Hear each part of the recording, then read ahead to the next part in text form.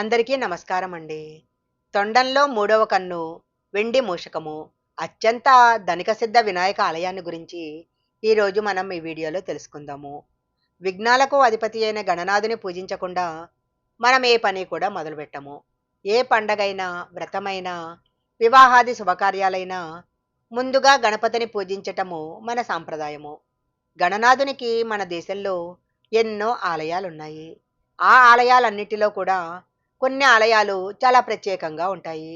అలాంటి ఒక ప్రత్యేకమైన గణనాథుని ఆలయాన్ని గురించి ఈరోజు మనం తెలుసుకుందాము. ప్రపంచ ప్రఖ్యాతిగాంచిన గణపతి ఆలయాలలో ముంబై ప్రభాదేవి ప్రాంతంలో వెలసిన సిద్ధి వినాయకుని ఆలయం కూడా ఒకటి. మొదట ఒక చిన్న దేవాలయంగా ఉన్న ఈ ఆలయము క్రమంగా దేశంలోనే అత్యధిక ఆదాయం కలిగిన దేవాలయాల్లో ఒకటిగా నిలిచింది. ఈ ఆలయాన్ని 1801లో అగ్రి సమాజ్‌కి చెందిన దూబై పాటిల్ అనే కాంట్రాక్టర్ నిర్మించటం జరిగింది. దూబై పాటిల్‌కి సంతానం లేదు. అయితే సిద్ధి వినాయకుడి దర్శనం కోసం వచ్చే సంతానం లేని మహిళలకు సంతానం కలిగేలా చల్లని చూపు చూడాలని ఆమె గణనాథుని ప్రార్థించింది. ఆమె ప్రార్థన వినాయకుడు విన్నాడో ఏమో, కానీ ఆమె కోరుకున్నట్లే అనేక మంది సంతానం లేని మహిళలకు సిద్ధి వినాయకుని అనుగ్రహంతో సంతానం కలిగింది.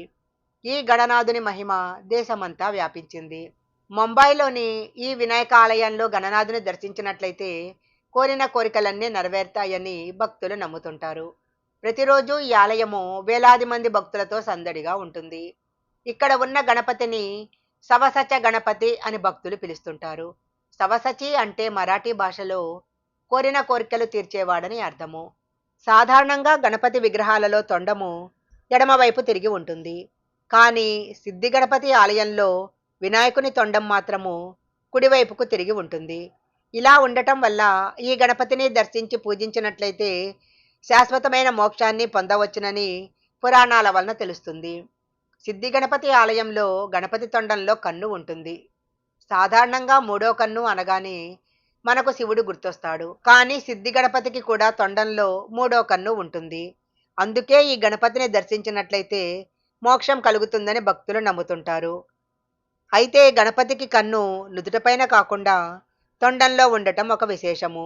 సిద్ధి వినాయక స్వామి ఆలయంలో మూల విగ్రహము నల్లరాతితో చెక్కి ఉంటుంది. ఇక్కడ స్వామివారు సిద్ధి బుద్ధి సమేతంగా భక్తులకు అభయమిస్తుంటారు.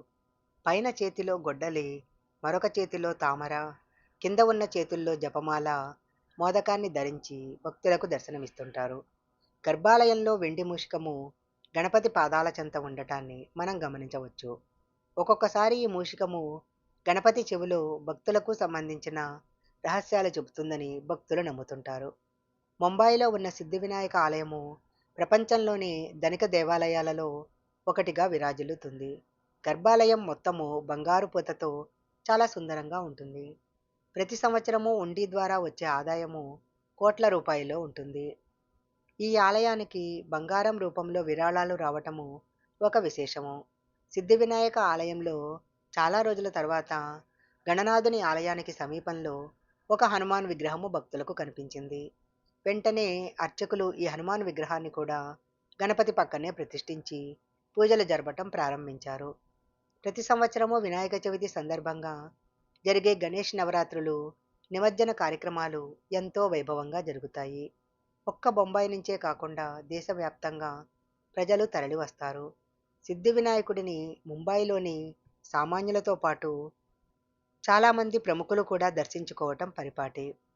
సంతానము, ఐశ్వర్యము, విజయము, కీర్తి మొదలైన శుభ ఫలితాలను ఇచ్చే ముంబై సిద్ధి వినాయకుని వినాయక చవితి రోజు కోట్ల మంది భక్తులు దర్శించుకుంటారు. ఈ వీడియో గనక మీకు నచ్చినట్లయితే లైక్ చేయండి, షేర్ చేయండి. ఇలాంటి మరిన్ని వీడియోల కోసం మా ఛానల్ సబ్స్క్రైబ్ చేసుకోండి. పక్కనే ఉన్న బెల్ ఐకాన్ని యాక్టివేషన్ చేసుకుంటే మేము పెట్టే వీడియోలన్నీ కూడా మీకు ముందుగానే నోటిఫికేషన్గా వస్తాయి. మరొక మంచి వీడియోతో మళ్ళీ కలుసుకుందాం.